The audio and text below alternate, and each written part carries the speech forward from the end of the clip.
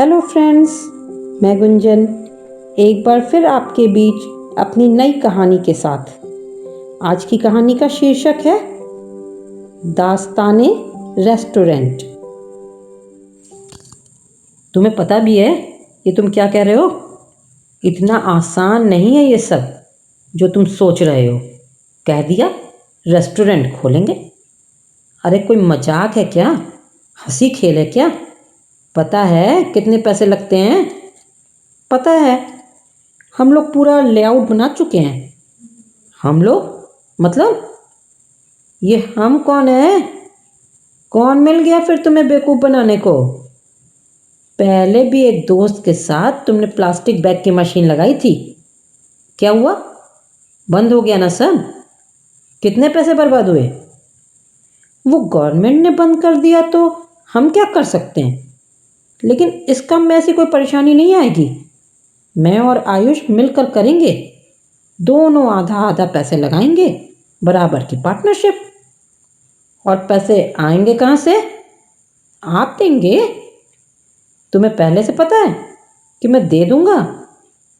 आप ही तो कहते हैं सब तुम्हारा है, सब तुम्हारा है, तो मुझे लगा मेरा है, लेकिन इसकी देखभाल आप कर रहे हैं।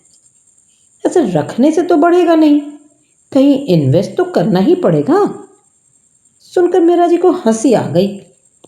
दोनों में बाप बेटे का रिश्ता कम, दोस्ती का ज़्यादा था। चलो, मैंने पैसे दे भी दिए, तो खोलोगे कहाँ? जगह देखी है कहीं? इतनी आसानी से अच्छी जगह नहीं मिलती, और मिल भी जाए तो उसका किराया इतना होगा कि शुरू में वही देना मुश्किल हो जाएगा। और अगर किराया ना देना हो तो मुफ्त में? क्या तुम्हारा ससुर है जो तुम्हें जगह दे देगा? ससुर तो अभी है नहीं, अभी तो अपने बाप से जगह लेनी है। मतलब वो अपने इसी घर में नीचे वाला तल जो आप किराए पर देना चाहते हैं, खाली ही तो पड़ा है। कोई किराएदार तो मिला नहीं अभी तक आपको। अच्छा, वो तुम्हें मुफ्त में दे दूं?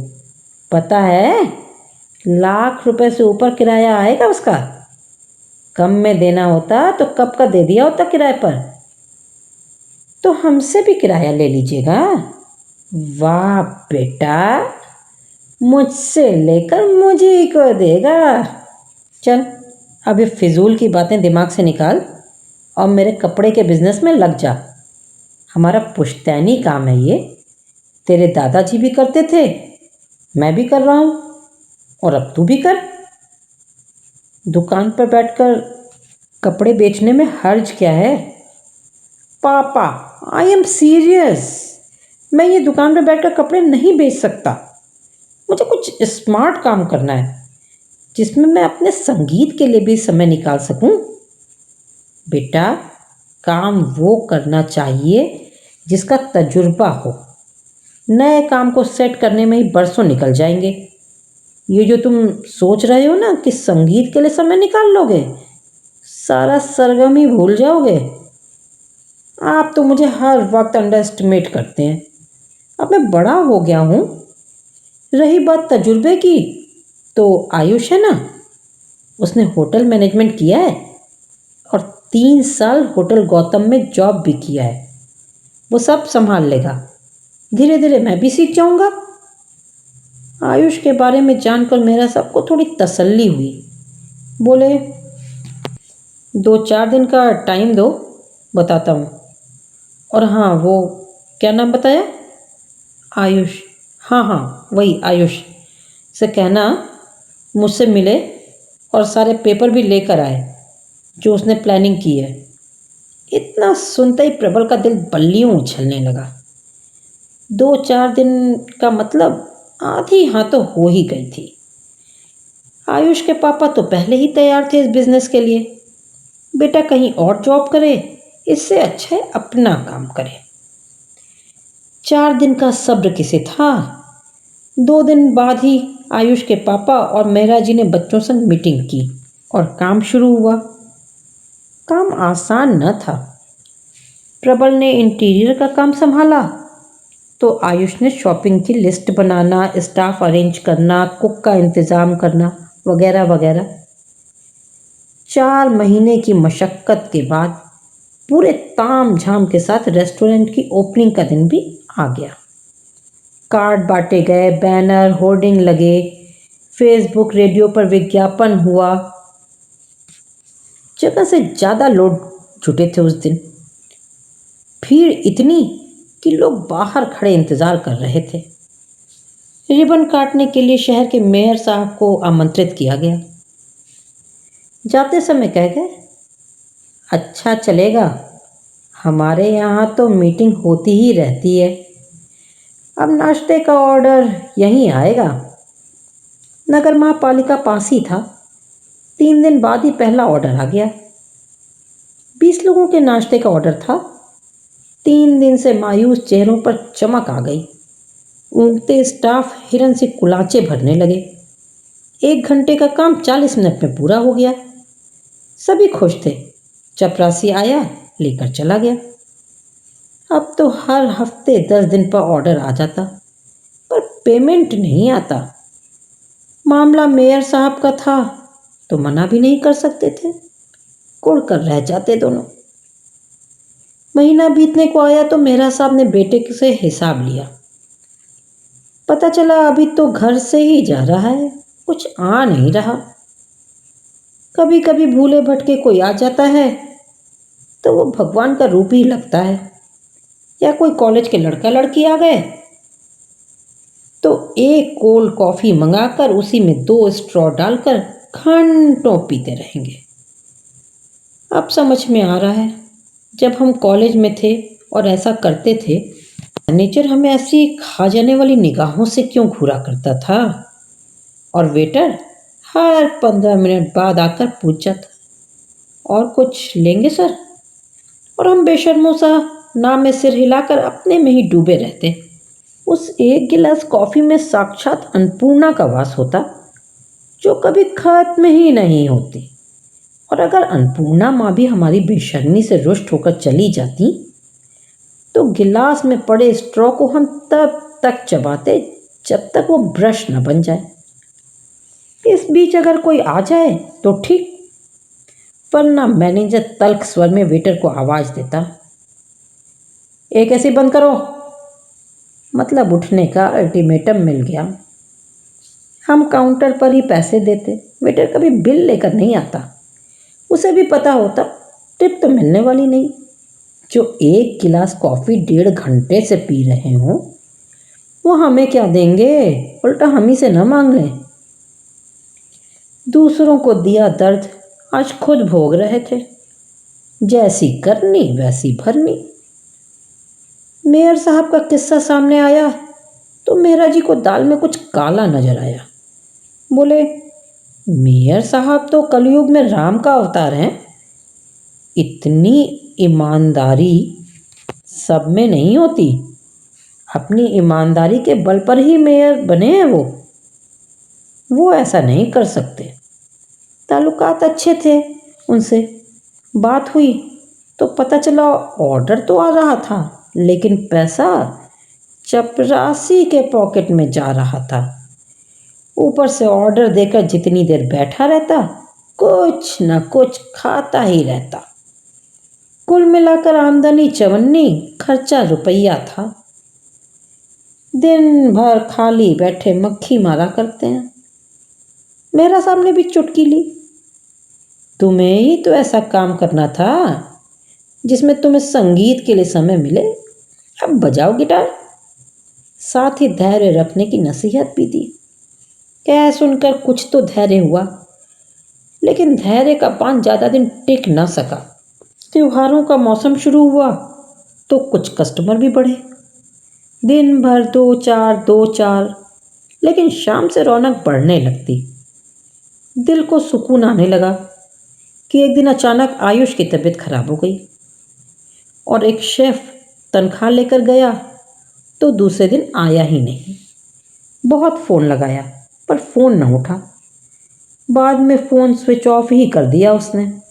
समझ गए आना नहीं है अब। चाइनीज़ के कस्टमर लौटने लगे। एक तो इतनी मुश्किल से कस्टमर आना शुरू हुए और वो भी वापस चले जा रहे थे।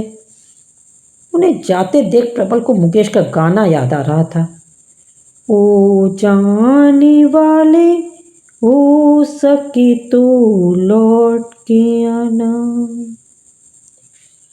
आयुष होता तो ये काम भी संभाल लेता। मैंने तो कभी मैगी के सिवाय कुछ बनाया ही नहीं। जो शेफ काम कर रहा था, शेफ क्या कहें, रेस्टोरेंट में खाना बनाने वाला कारीगर है। शेफ रखने की अभी औकात कहाँ है। बाकी सब तो बना लेता है, लेकिन चाइनीज बनाने नहीं आता। प्रबल दाहिने हाथ की कोहनी टेबल पर टिकाए, गाल पर हाथ रखे उदास बैठा बाएं हाथ की उंगलियों से टेबल को हल्के हल्के ठोंक रहा था। तभी खनकती आवाज के साथ 4-5 लड़कियों का ग्रुप आकर बैठा। प्रबल मन ही मन भगवान से प्रार्थना करने लगा, बस ये चाइनीज का ऑर्डर ना करें।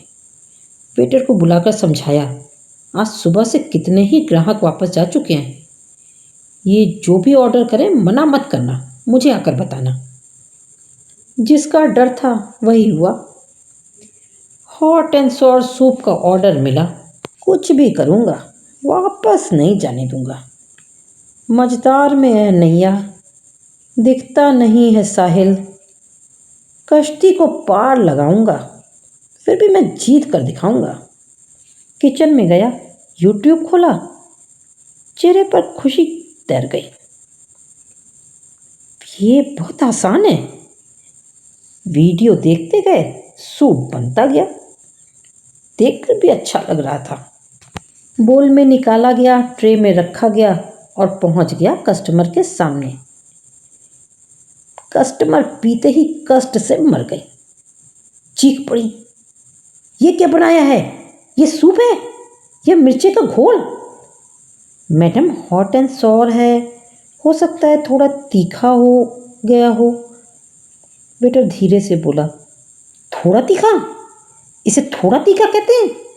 तुम पीकर देखो, पियो पियो पहले। चारों उसको घेर कर खड़ी हो गई। पियो पहले, जो कस्टमर को देते हो पीने में क्यों हिचक रहे हो? मरता क्या ना करता। चारों तरफ से घिरे वेटर ने एक चम्मच सूप जैसे ही मुंह में रखा, दूसरे हाथ से वहां रखा पानी का गिलास पूरा गटक गया। अब समझ में आया क्या है ये? बुलाओ अपने मैनेजर को। जी मैडम, कहता हुआ वेटर अपनी जान बचाकर अंदर की तरफ भागा तो प्रबल गायब था। ये सब तमाशा देख वो पहले ही पीछे के दरवाजे से ऊपर भाग गया था। वेटर ने आकर बताया कि मैनेजर साहब तो जा चुके हैं, तो वह शेफ को बुलाने पड़ गई। शेफ आया, उसने माफ़ी मांगी, उन सबको फ्री में आइसक्रीम खिलाई और किसी तरह मामला रफा दफा किया। गनीमत थी, सारे हंगामे के वक्त कोई और कस्टमर नहीं था, वरना वो भी भाग खड़ा होता, बदनामी अलग होती। प्रबल ने जब फ़ोन पर सारा वाकया आयुष को बताया तो उसका हंसते हंसते बुरा हाल हो गया। प्रबल ने भी हार नहीं मानी थी। बोला, उड़ा ले हंसी मेरी, क्या हुआ जो एक बार फेल हुआ तो मंजिल उसी को मिलती है जिसके सपने में जान होती है। पंख से कुछ नहीं होता, हौसलों से उड़ान होती है। कल तू आ रहा है ना, फिर देख, तुझसे ही सीखकर तुझसे अच्छा शेफ बनकर दिखाऊंगा। दूसरे दिन आयुष आया तो अपने साथ एक नया कुक लेकर आया। कुक के साथ साथ प्रबल ने भी एप्रन और कैप पहनी और लग गए ट्रेनिंग पर। अब गिटार की जगह संगीत कढ़ाई और करछी से बजने लगा। अब सरगम भूल प्रबल नमक मिर्च मसालों में उंगलियां घुमाने लगा। जिंदगी में कई बार ऐसे भी मुकाम आते हैं, चले थे कहीं के लिए और कहीं पहुंच जाते हैं। तो फ्रेंड्स, आपको मेरी ये कहानी कैसी लगी? और अगर पसंद आई हो तो लाइक और शेयर भी कीजिएगा। हमारी कहानी को सुनते रहने के लिए सब्सक्राइब जरूर कीजिएगा। Thank you.